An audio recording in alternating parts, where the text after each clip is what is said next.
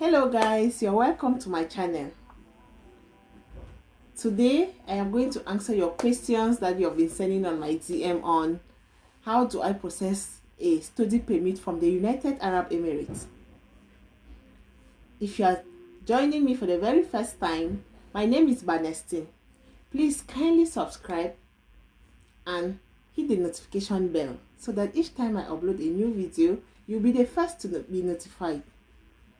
So today is going to be about documents that are needed to apply a study permit from the United Arab Emirates, a Canadian study permit from the United Arab Emirates. So guys, stay tuned to the end.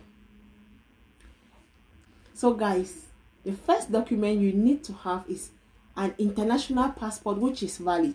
Even if your passport is valid and it does not have one blank page, it's not going to be accepted. So have a valid passport with a blank page, at least one blank page, so that if your study permit is successful, your visa will be stamped on it. So guys, take note of this. The second thing you need to have before you apply for a Canadian study permit, you need to have your letter of acceptance. The previous video I spoke about how to apply for some courses in Canada. You can get some courses even with a diploma in nursing, so it applies to any other person. You can apply for other courses, being it in business administration, whatever course you want, being it in catering. You can have a course in catering. So once you have a letter of acceptance, you are good to go. So the first thing, your passport, your letter of acceptance. Then the third thing, once you create your application online, it's going to give you online application form which you will download. You fill them, and then you fill them using your computer, and then you upload it back to the system. But if you want to do if you don't want to do an online application, you download it, you fill it by hand, and then you take it with your documents to the Canadian embassy where you do your application. So that is the third form. These forms are called, that is the third document. These particular online forms are called the IMM forms. So some you have to fill your family information, you have to fill a representative if you are sending someone to represent you. So it will depend on what the system gives you. The fourth document we'll talk about is your bank statement. The bank statement, so many people are confused on, should I submit a 3 months bank statement? Should I submit a 5 months bank statement? Should I submit a year bank statement? I am not an immigration officer, guys, disclaimer, but from the website is showing you have to submit a 4 months bank statement. I, for one, I submitted a 6 months bank statement. So take note of that. Then you have to submit a tuition fee. This tuition fee, a tuition fee receipt, meaning that if you have paid your tuition, you have to submit the fee. If it is a deposit that you paid, you submit the receipt of that deposit. So submitting the tuition fee receipt is one of the documents that you need to provide. The sixth document you need to provide, if you are living in the United Arab Emirates, you need to provide a salary certificate or your salary pay slip. So depending on what you are providing, if you are providing a salary pay slip, you can provide for the 6 months that you are providing your bank statement, or a salary certificate. If your company gives you a salary certificate, you provide it. Also, the next thing you need to provide, provide a letter of employment. This letter of employment can be your offer letter. You can ask your company to provide a letter of employment for you to use. And if your company provides an NOC, you should ask for an NOC from your company. If they provide an NOC to you, you should combine it with your letter of employment letter and submit it. It's a plus for you. The next document which you need to provide a police clearance. A police clearance from the United Arab Emirates. Police clearance in the United Arab Emirates is valid for 3 months. So if you are providing a police clearance, it should be a valid police clearance.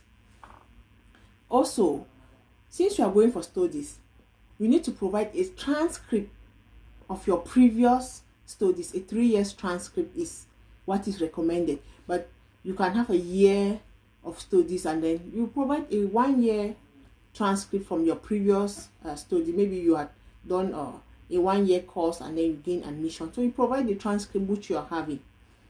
The next document you need to provide is a letter of recommendation.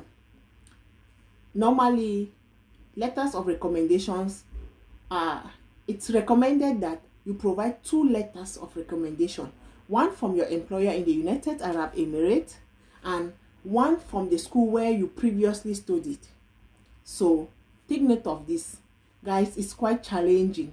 Sometimes some employers are really difficult to get a letter of recommendation from, so you just need to play your game well and get it from them. Also, you need to provide proof of ties. Proof of ties, that means that you have a tie, that when you finish studying from Canada, when you finish studying in Canada, you return back to your country. So you need to prove either it's a land certificate, either it's a business that you own in your country, maybe you are having some partnership. Maybe you can have a partnership in your country with other companies, that it shows that immediately you finish studying, you go back to your country. So these ties is a proof to show that you go back to your country when you finish studying in Canada. The immigration officer does not need to know whether you want to migrate to Canada and be this is a means of migration or it's a means of study. What you need to prove to them is that you are coming to study and that is your primary purpose. So no 2 things added to it. So these ties are very important. So many people have rejections, Canadian study visa rejection because of ties. So guys, take note of this. You also need to provide a letter of explanation. A letter of explanation is simply you can write a 1-page note explaining to the visa officer that you have reasons why you are coming to study in Canada, reasons why you choose the course, reasons why you are so passionate to go to this particular university or college. So you explain and answer all these questions, and what are you going to benefit from this course, what is your benefit from this course, what will be your outcome after doing the course. Those are the things that you have to explain inside your letter of acceptance, inside your letter of explanation. Inside the letter of explanation, you explain all these things and then you add to these documents. Another document that you need to provide is your birth certificate. Birth certificate, you provide your birth certificate from your country. If you have 10 birth certificates, Habibti, the one from your country, the birth certificate that is the one that you use to make your passport, that is the birth certificate you should provide. And then you also provide your residence permit, a proof to show that you are living in the United Arab Emirates legally. You need to provide that residence visa to the immigration officers. So that is another document. Then if you are married, remember to provide a marriage certificate. Don't go and reach in Canada and then you start providing a marriage certificate that you are already in Canada, and then the immigration officer keep rejecting your spouse visa, and then it's like, don't forget, even if you had filled the family form, still attach your marriage certificate to it, because it's very important. So guys, these are the documents which are needed for you to upload to the system when you're applying for your Canadian study permit. I am not an immigration officer. I am not an immigration lawyer. I'm not an immigration expert. Guys, I'm giving you this information based on my experiences and experiences from my friends who also did the same process. And guys, stay tuned to the next video.